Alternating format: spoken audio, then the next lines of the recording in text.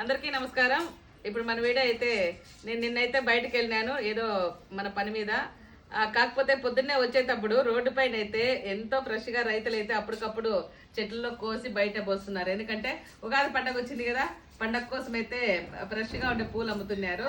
అక్కడైతే చూసిన వెంటనే నాకు కారు నిలబెట్టేసి పూలు కొనాలనిపించింది. ఎందుకంటే మనకు కానీ ఉగాది పండగకు పూలు అయితే చాలా కాబడతాయి కదా, అందుకని నేను ఒక 10 కేజీల పూలు అయితే అక్కడ తీసుకున్నాను. మామూలుగా వాళ్ళైతే 60 రూపాయలతో అమ్ముతున్నారంట, నాకైతే 50 రూపాయలతో ఇచ్చినారు. 10 కేజీలు తీసుకునే వాళ్ళకి చాలా సంబరం అయిపోయింది. అందుకని నాకు 10 రూపాయలు తగ్గించుకొని ఇవ్వమ్మా అని చెప్తే నేను 50తోనే డబ్బులు ఇచ్చినాను. అవన్నీ తీసుకొస్తే తెచ్చిన వెంటనే మన వాళ్ళు ఇంకా స్పీడ్, వాళ్ళకంటే స్పీడ్గా ఉన్నారు.